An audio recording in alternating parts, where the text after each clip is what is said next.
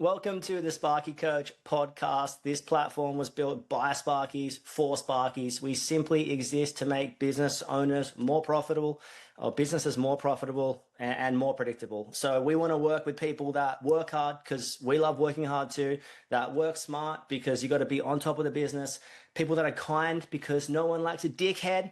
Am I right? People who want results because that's what we're here for, right? And people who want to be part of a like-minded community. So if you're interested in hearing more about the platform, please reach out and enjoy the podcast. Sparky Coach podcast, lounge podcast to be specific. Cam here and Joey here. Hey. Welcome along. Having a look today and having a bit of a chat around, so finding work first and foremost, but mainly around a bit of the hustle side of it. So finding work and getting into a bit of a groove and a bit of a hustle to make sure that you're getting some consistency around finding the work, but also to specifically when you actually really need to give it a good go. So it's like, hey, I'm in a bit of trouble here in regards to our workload on the horizon may not be as rosy as it once was. There may be a couple of holes in here. It could be like, oh, hey, we've only got a foreseeable workload of a couple of weeks or a week. And it's like, hey, we need to get on that bike and we need to get those pedals spinning in a manner to get us moving in the right direction. And I think probably referencing here that generally speaking, and this is a bit of a generalization, but generally speaking is that you could probably pinpoint going back in time somewhere around 3, 6 or 9 months where everything was full steam ahead and rosy and you've taken your foot off the gas a little bit. So there's the consistency around finding work and getting the clients and your customers on board with the workload has sort of fallen by the wayside, so to speak. And that in turn, then you're feeling the pain now. So There's getting back on your bike. You go, Joey. Rain and trade delays can also make this happen. Yes. Obviously, like you're planning to do conduits and stuff in a slab, but they can't get the building out of the ground. Well, then that'll kick in this hustle mode. Yeah, there's the implications of, I guess, industry or job-related effects that are beyond your control. So I think we've all been there. We've all experienced that. It's like, hey, we're good to go next week. And then something occurs. Could be rain or weather in general. It could be site delays. It could be something completely beyond your control. And then it's like, oh, hey, we had a week of work scheduled in there. That week of work is not disappearing, or 2 days of work or 3 days of work. It's not disappearing. It's just being pushed down the road further, and we need something to jump in there. So not just that, but also to probably looking at, even if you're just kicking off in business, or if you're looking to, I guess, not reinvent yourself is maybe too harsh of a word, but you're looking for a bit of a new dawn of the business that you've got established, and you've got a bit of a clear picture of like, oh, hey, I think I want a little bit of a change in regards to, I just want to get some different types of customers and more customers on board in general. I want to grow. I want to get my hustle happening. So the first area that I guess, Joey, we want to look at here is ensuring that you have some kind of updated digital footprint. And I think this really is something that you can relate to if you've been in business for a while, or if you've been in business for a very short time. It's either you've set it up and you've neglected / forgotten about it, or not needed it, or you are just a new beginning on a new dawn. And it's like, hey, I wasn't aware of these things. So first thing that I look at here is the Google side of things. And Joey, I'll let you dive into that a little bit more. And the importance of it. With the Google side, obviously, Google is your street director now. Like, I don't know if you were in business when Yellow Pages were a thing. But a lot of guys starting have never, even guys going through their apprenticeship, don't know what Yellow Pages are. So obviously we're moving from the good old phone book to the internet. It's the only way people 90% of the time find you. There's like whenever I need anything, obviously I don't. My first reaction is to Google it in instance.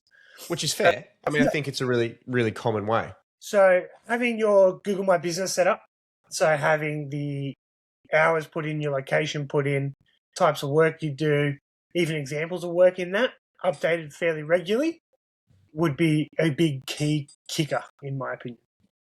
Yeah, and so the GMB, just to probably clarify that, it is a standalone, I guess, lodging that you put on Google itself. It has nothing to do with anything else. You can link you can link your website to it.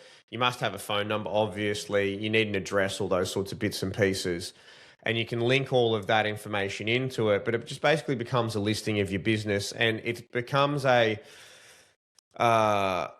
way of so I guess the ability that you can continually update it. So you can add photos, you can add sort of information around what you're doing and what you're capable of. I think the big kicker to you in your hours of operation, the big kicker with your GMB is it's what your Google reviews are directly linked to. So when you're looking at getting reviews out from your clients and customers, that this is where it sort of I guess finds itself and lodges itself within the world of the way the internet works. Now, obviously, too, I think the power of Google reviews is huge, and the monopolization that Google has on the marketplace is just what it is. I'm not going to get into the intricacies of whether it's right, wrong, in between, or what someone believes it or feels about it. It's just a fact of life. So your GMB listing, relatively easy to set up as well. You just need an email address, and you can then jump in, create a Google profile, and then you just go through and you make a Google business listing, which is just up in the top corner of the page. And yeah, probably underrated a little bit for people who haven't got it, and then the ability to leverage it is huge, particularly when you're looking for work. Especially if you have the kind of electrical business where appliances and stuff are getting dropped off. So if you're having, like if you do a shed site, it's very different if you're just full service, like site-based. But like, let's say, like if you do welding repair or fridge repairs or even appliance repairs, having your address and location for people to drop in, or you sell products, makes a huge difference. And I think the power of the Google review as well. I mean, I know I just touched on it before around it, but that's what makes you relevant in the search terms within Google. I'm not going to sit here and pretend I know all the intricacies on it. All I know is that if you regularly update your profile and you regularly get reviews on your website, it gives you reviews on your GMB. It sort of styles into the algorithm to give you the ability to sit higher. And then once you get a number of obviously Google reviews, it gives you the ability to sit higher in there, in the listings in the local area. And I think if you're doing a lot of, I think if you're looking to become a dominant player within your area, it's going to help. That's just the short and long of it. Yeah, and the beauty of it is like the way you probably explain in an easy way to understand would be the more paths, like often that path to your Google My Business is used, the bigger the path goes in Google. Is probably the easiest way to explain it. Like a push track, if it's not used often, it gets overgrown, but if it's used a lot, it's a lot easier to go down. So your Google will direct it more to that if you're updating and getting reviews regularly. Yeah, sweet. Responding to reviews too, not just getting reviews and ignoring them. You got to respond. The response, yeah. So I think if I was looking in a digital footprint sense, I would rank your Google My Business page as numero uno. It costs nothing as well, which is really good, and it gives you everything you need that you can just act on immediately. Yeah. I also, diverting onto that, I just want to touch, like we've spoken about it before, but just touch on the importance of having that link to something where there's evidence of what you do. So like you can have a great Google My Business, but if there's no evidence that you're actually relevant or what you do, it's going to be passed on pretty quickly. So this is where I guess, I know we talk about it a bit being a distraction as well, but social media comes in. Yeah, social media comes into it, yep. So like, especially if you're starting out, I don't think there's a better place to be than in community groups on Facebook. Especially if you're starting out. Like if it's your first year or whatever in business, getting clients from there, yes, they're mainly resi ones, yes, they're mainly smaller jobs, but it's building your network. Yeah, so social media is an interesting one. So obviously, when we talk about that, we're talking about essentially Facebook, Instagram, and to a lesser extent, there's the LinkedIn side of it all. I'm not going to really touch on LinkedIn if too much, to be honest, mainly because I am not well versed in it at all and haven't really had to leverage it much. Look, the one thing I would say about a LinkedIn is it gives you I guess more of a business to business style level of the playing field as opposed to a business to consumer area. So easiest way, I mean, obviously Meta is Facebook and Instagram, so they are one. The Facebook and Instagram are linked completely. So when you set up a business profile and all that sort of stuff, they're the same thing. You can choose to post on both at the same time. I don't know the exact stats around it all, but I would say Facebook is more of a demographic around probably the 40s age group and higher. If not, maybe you could probably push it a little bit higher. I don't know the exact number, around the 40s. And then obviously the Instagram area is basically the rest in a lower age group.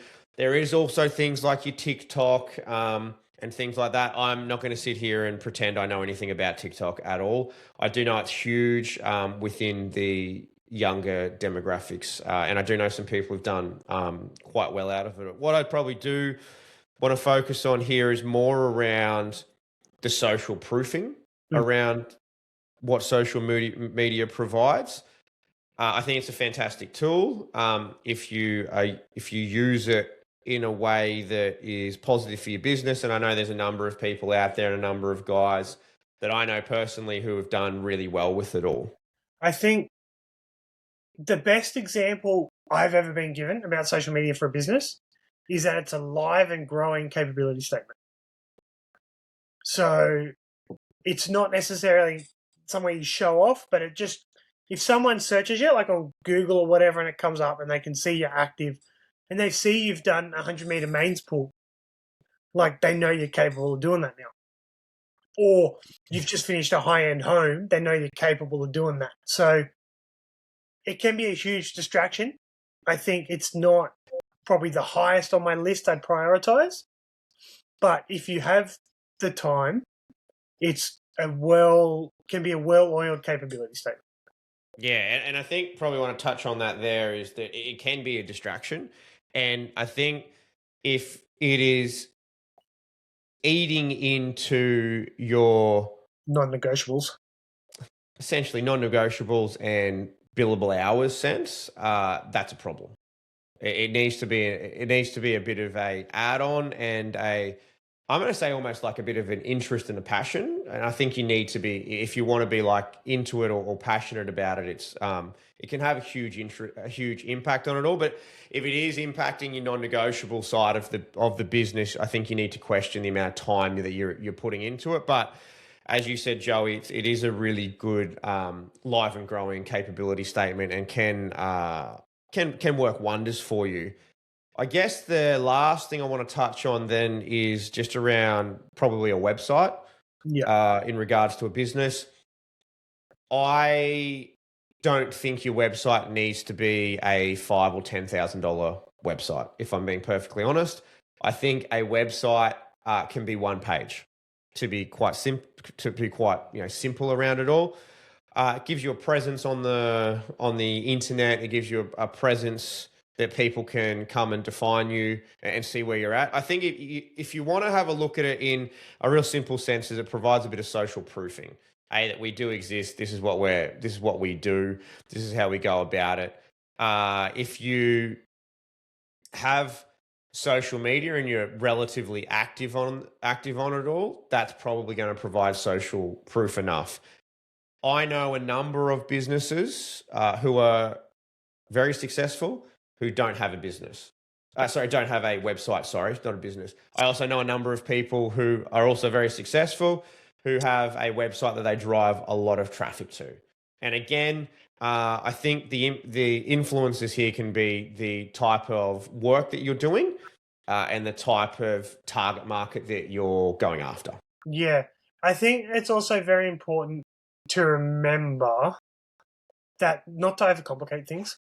Like you can easily, as you said, you can easily get away with a 1-2 page website. Simple. Who you are, what you do, where you're located. Done. If you are selling products through your business, again, different story. You will need websites are great for selling stuff.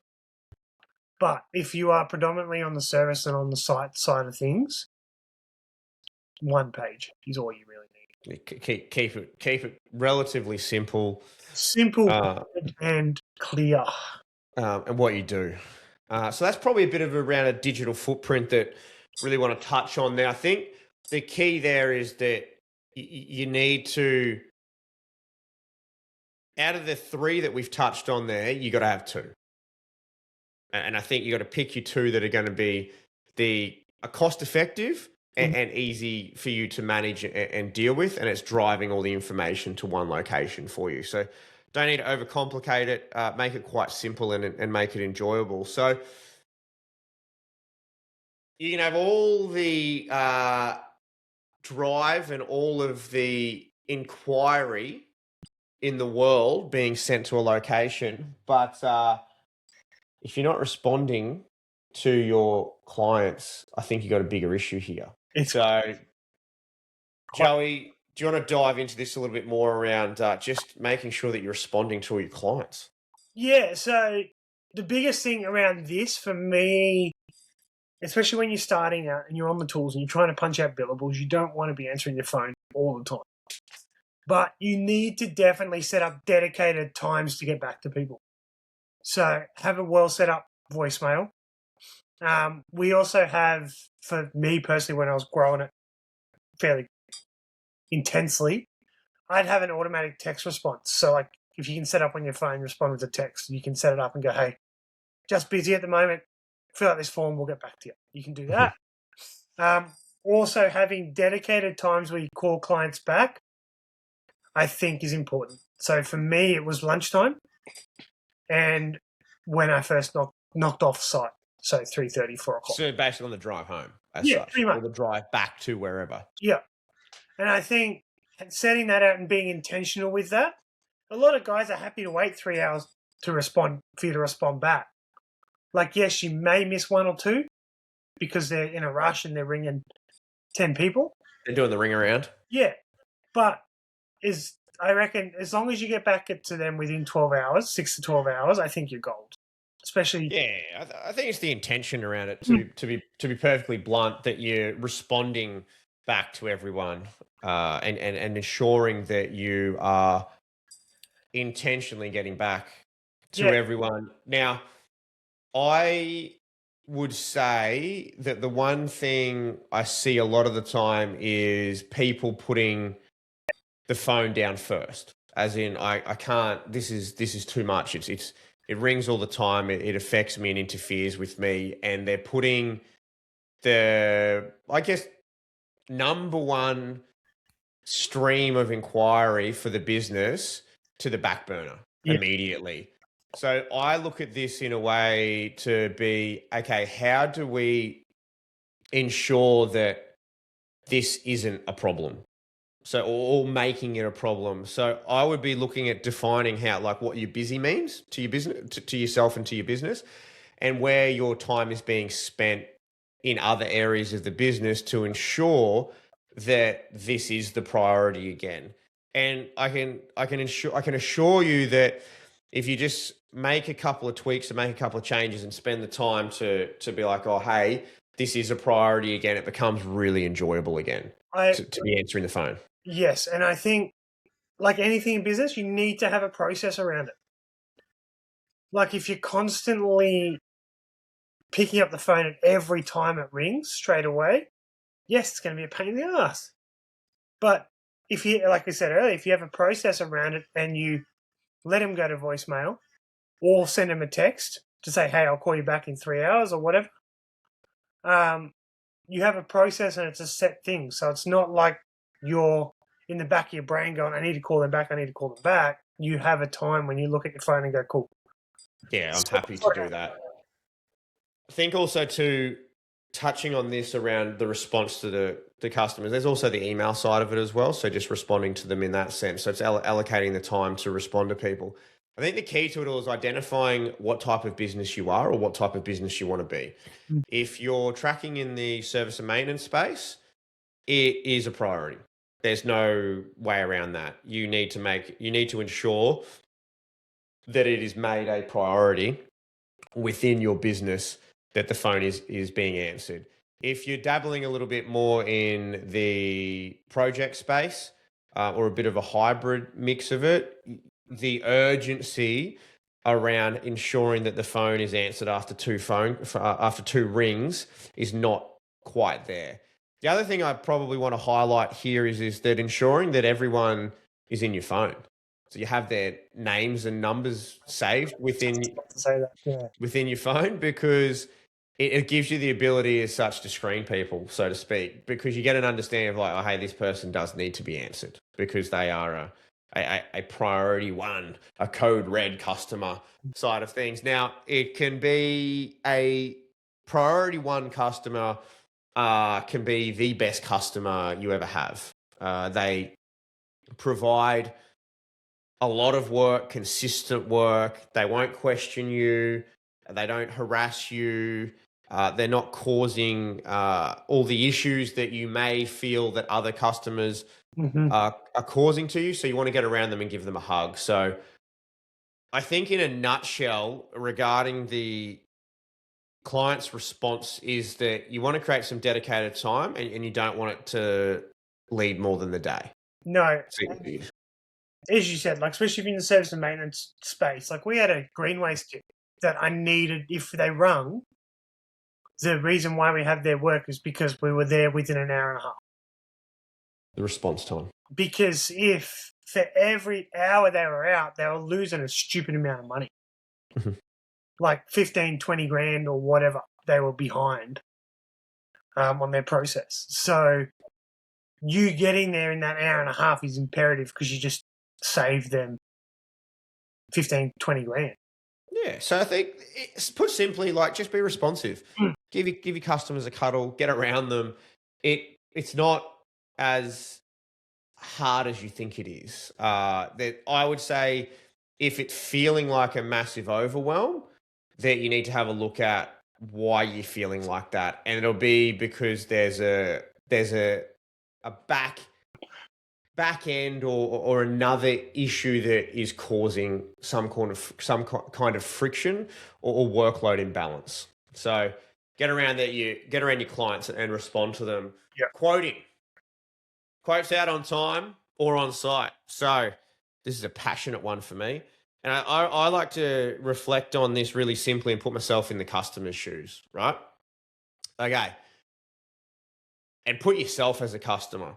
So when I speak to a lot of people, a lot of Sparkies that we deal with, is that they're flabbergasted or blown away that when they're employing trades to do work at their place, their property, or just dealing with them in general, it could be helping mum and dad, it could be helping Auntie Joan, it could be anything like that. It's like, oh, hey, I've been ghosted by such and such, or so-and-so hasn't got back to me, or they just didn't turn up.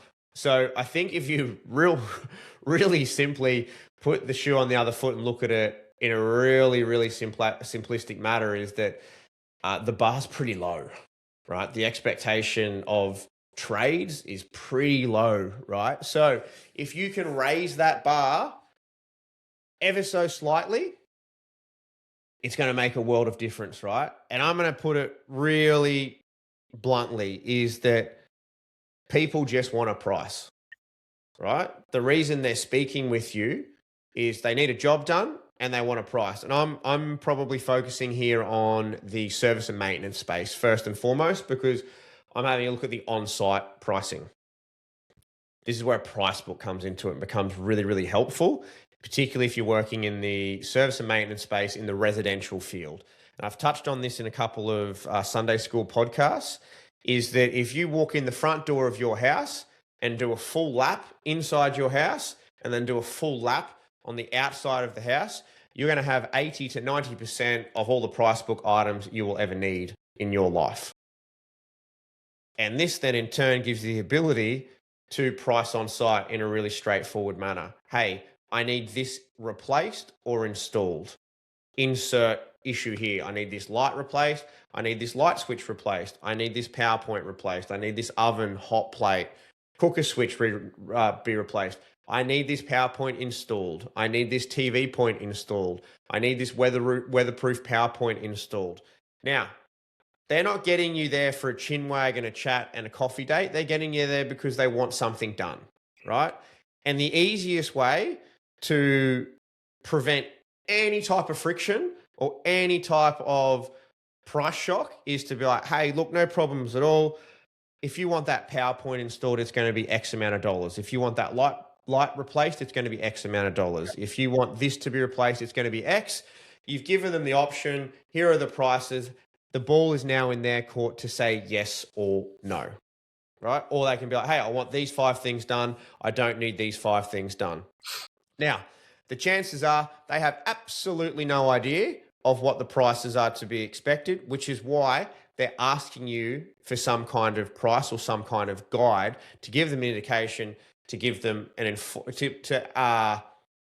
ensure they can make an informed decision, so to speak. Joey, I want to hear your thoughts on the on-site pricing. On-site pricing, I think it can go both ways, especially when you're starting out. I think it's a very, very non-negotiable thing. You have to do it on-site because you're the one going, you're the one looking, you're the one quoting, and you're the one doing the work. So the variable of what you'd price on-site to how it would be done is not huge. Now, obviously, if you don't know the prices and stuff, give yourself a bit of space. Go, hey, I'm just going to go to the car. I'm going to ring people. Especially if you're not confident in doing it in front of the client, go out to your car, have a breather, go through it all, ring the wholesaler for prices, and then go back in. You don't have to provide a price right in front of them as you work it out. Get all the details, go to the van, come back, give them a well-presented option. And then it becomes probably a little bit more tricky when you add staff that are quoting for you. When we had that, our staff would give them a cost estimate, and then the office will send an official quote. Because then the responsibility of the tradie is not to get it right or wrong, it's to give them a guide of where it sits. And giving them some kind of indication around it. Sweet, too easy. What happens if it was really straightforward? Was it just like, hey, this is what it will be?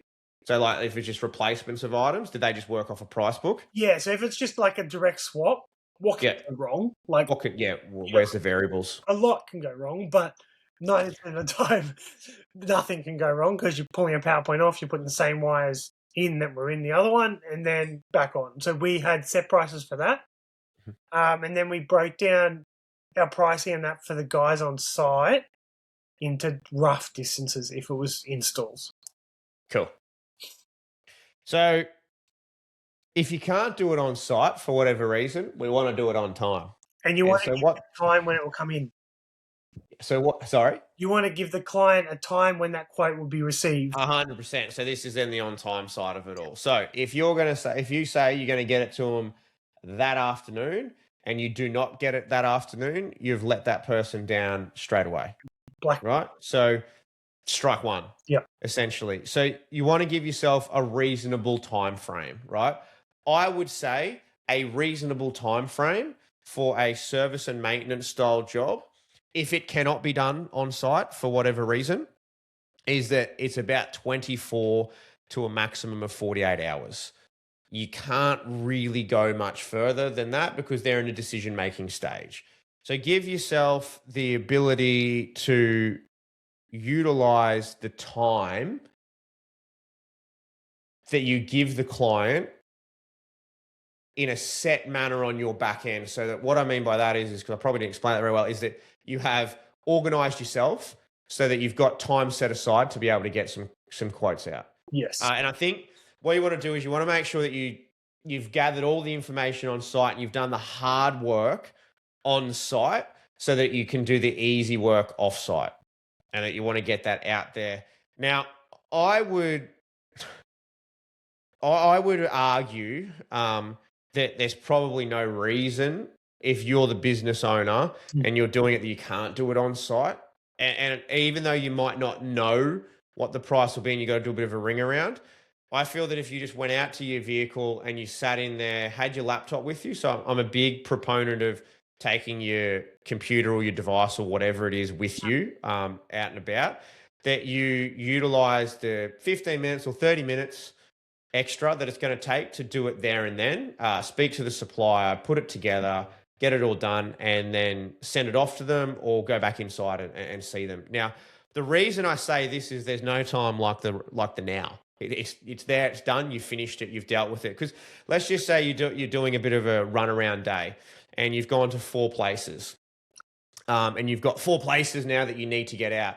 That is now 4 places, 4 quotes that you need to get out, with probably no time allocated to it, or other things going to come up. Oh, now I've got to go to that call out. Now I've got to go to this, or now I've got to go to that. So I think from experience speaking here as well, is that if you think you're going to do it later, I'm going to say you're probably not going to do it later, right? You're probably going to do it in a week's time. So allocate it. So allocate the time as well within the schedule. So give yourself the time. You're driving to the property. You're seeing the client.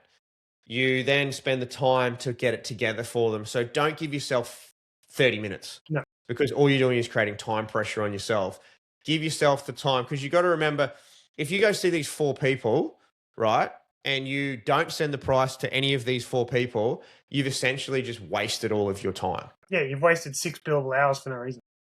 Which, opposed to, hey, if you go get these 4 people and you slam dunk all 4 of them there and then, it's a really, really good use of time. I also just want to chime in to another aspect of this, is the self-confidence deal. So a lot of guys, the longer you stew on a quote, the more in your head it's going to get. Yeah. Like, that's just the reality of it. Like, if you have it set up in a process where you price it and send it, it's done. It's out of your brain. You're not going, oh, this seems too much. This is not enough. What if this goes wrong? Or, like, there's one of the guys I work with, he very easily gets in his own brain. Now, ideally for him, he should quote on site and send it on there, because once he gets back into his office, he sits, stares at it, wastes more time, and then inevitably one never sends it because his brain goes into, oh crap, what happens if they don't accept it deal? Get it done. Just get it done. Get it out. Yeah. Do it. I like that. Get it done. All right. Adding value. So this chestnut. Fire away, Joey. I know you're passionate about this. This chestnut, the adding value. So again, very important if done well. I think a lot of guys focus on this probably too much and get too dedicated onto this. Now, it's a very important thing to have, but it also relies heavily on size and type of business. So let's just go quickly, because this is going to be very quick. Project space. The only time you can really, really add value to a project client is quote and walkthrough stage. Once you miss that stage, the chance of adding value is not there. The horse is bolted. Yeah. You're not going to add value when the place is sheeted.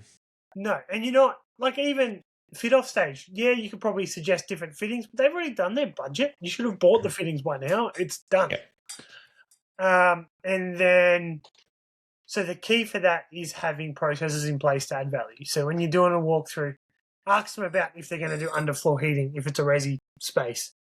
Do they want provision for an EV charger? Do they want provision for maybe an induction cooktop if they've got gas there at the moment? Like, think about what in the future they might need on that build. Do they need conduits run for solar in the wall so they're not ran up outside the nice, beautifully cladded house 12 months down the track? That's where you add the value on projects. Be the expert. Yeah. Real simply. Offer the expertise, offer your advice, offer your thoughts, offer your experience around what you've come across before, particularly in the project space. It is quite literally in the project space. Have you considered any of these? And it could be, it could be 20 items, it could be 30 items, just like bang, bang, bang, and you can just let them off. You can, I know multiple ways. You can send it prior. You can send it to if you have a really good relationship with the builders will forward it on with you. You can get direct contact with the client and send them, hey, have you considered these before the walkthrough, so they come prepared and ready to think about it. You're not there holding a gun to their head, so to speak. It's just, hey, providing the option. I think one thing I like about doing this and being prepared with it and communicating it is it puts you above a reproach as such, is that in the future they can't say, oh, you didn't tell me this. Yeah, and it increases the quality of your product. 100%. In the adding value in the service and maintenance space, this is interesting around how you can go about it. I guess the key things that you look at here is, can something be upgraded as such? Can something be completed alternatively, or an additional installation to the property? And then where I come back to a really easy way to add the value in the service and maintenance page is essentially just an electrical style health check as such, or some kind of audit, so to speak. But I'll let you dive a bit more into this, Joey, because I know you've worked in this space. This, for me, is a very interesting topic because everyone does it differently. Like, everyone's got different views on what adding value means. For me and my company at Benchmark, our adding value was, can we make it safer? Can we improve? Yeah, like, the main aspect of adding value when we did our health check and that was around the safety of the people inside the building or the appliances themselves. So we would focus on RCDs. We would focus on the earth. Is the earth good or not? Is there, are the smoke alarms in date? Do they work? Are they from the 70s and they obviously don't work? Like, we didn't really focus on cosmetic stuff. Like, I know there's guys that do focus on the cosmetic side of it, and that's cool. That just didn't float my boat for me. Like, we mentioned it, but we never really pushed that avenue. Just went down the safety avenue around it all. So I think it can be a massive part of the business. I think the key here that I probably want to reiterate around the adding the value side of it all is just be the expert. So provide the information, provide the advice around, hey, this can be done because of X, Y, and Z, or this can be occur around A, B, and C. I think if you provide a health check, it's really easy then to basically go through a tick and a flick scenario of like, hey, is this here? Is this here? What is the condition, et cetera, et cetera? And then provide that in a PDF documentation, and you can provide it to the client with any information. Now, I think probably one thing I want to highlight here, if something is not safe, or if something is scary, or if something is non-compliant, it needs to be raised there and then. It can't be raised at a later date. It needs to be raised there and then. I think this is where it can be really, quite simply put, is you're just focusing on the electrical safety aspects of it around. And then I think it's very important to be factual on the upsell. Don't go down with stories that scare the client. I don't think that is right. Being factual on, if we do this, it'll improve this. Not, if we don't do this, you will die kind of scenario. Like, yes, that's a probability in some cases, but I don't think scaring a client into an upsell is not my version of ethical.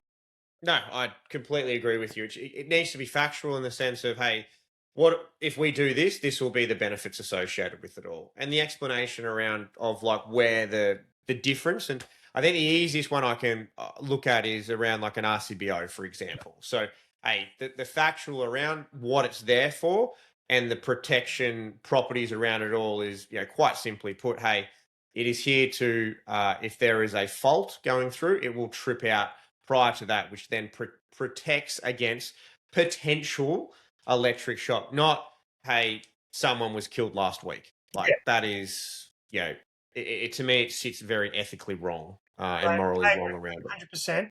100%. Another thing on that adding value kind of thing with on-site is, again, having a process takes the emotion out of it.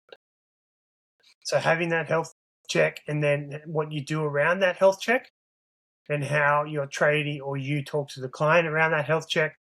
Having a process takes emotion, because emotion is where a lot of the mistakes come in. 100%. It gives you an ability to communicate it in a way that is professional and puts you in a position as the expert. Yeah. Variations. So this is an interesting one. Variations is essentially a process. And I know we've banged on a little bit around a process. If the client says, while you're here, or hey, can we add this? Then we either need to complete it or quote it. It's one of the two, right? So we need to capture it in there. I would suggest where possible, the first port of call needs to be, hey, we'll price it for you, so they have an understanding of what it is. There's a bit of a difference between obviously in the project space and then obviously in the service and maintenance side of things. I would strongly suggest if you're doing some service and maintenance work while you're here scenario, that you don't do it while you're here scenario without having had a conversation around some kind of costings beforehand, because I don't know where the can of words could lead here, because it could be like, hey, can you do this? You're like, yeah, no worries at all. And you dig up the backyard, put in 20 meters of conduit, all these sorts of bits and pieces, and it's $2,000. And they're like, I had no idea it was going to be that. I'm not going to pay it scenario. So you don't want to put yourself in a situation. So you need to have a way of, hey, how we go about it, and get together the information, communicate it. So either get your staff to communicate it back up the channels, or if you're the one on site doing it, it'll be like, yeah, hey, no problems at all. And get together the cost the same way you got together the cost to give them the price originally. So I think that's super, super important. In regards to variations for projects, a really easy way is to capture it in a sense of have some kind of document or some kind of form or something that people on site can fill out. So they take a photo, they fill out some information. This is what needs to be done. Done. Yep. Simple as that. There's nothing. Then it can be, hey, cool, communicated, and then away from there. Now, this will more than likely depend on your relationship with the builder and how you go about it, and they will generally dictate to you in a way of like how they want it to be done. I would say majority of to me it sort of sits 50-50 almost. So some builders, it's just like, hey, I need it done now, and then just get me the price. There's other ones who are like, hey, we need to get approval beforehand. So I think you really need to be clear about what the relationship with is the builder in that sense. Now, the other thing is if you're doing a variation and you're doing it on site and just getting it done, you cannot let that variation run more than a week. So it needs to be captured, basically sent and signed off and approved within that week. Yeah. And the reality is the whole process of the Hustlehoff stuff is getting billable hours you can actually get paid for. So There's no point doing the work and not sending the invoice. 100%. And so you don't want to work for free. No. So if you can increase your billable hours with your existing client base, then you don't have to find more. Yeah. And that is essentially a really good thing, because the biggest cost to any business, and this is This is across the board globally. Doesn't matter if you're an electrician or a banker, so to speak, is client acquisition. It's the cost is huge. Yeah, cool. So really important around the variation side of things. Now, I know this may come across as really simplistic, but completing your work to a high quality standard may seem silly. Joey, thoughts on this? Get it done well. Like, I don't know how you can elaborate on this. Just do it right the first time. Do it well. Get it done. Like, I don't know. So to me, high quality is a couple of things. Starts with the communication from the get-go before the job is done. So, hey, when we're going to be there to have a look at it, when we're going to get a quote to you, hey, when you're booked in to get the job done, the off-site is really, really important. So the process is smooth and easy for the customer. Then when you're on site, communicate with the client. This is how we're going to do things. This is what's happening. We're going to do this. We're going to do that. Give a walkthrough with them. When you complete it, walk it through with them. Hey, this is all done.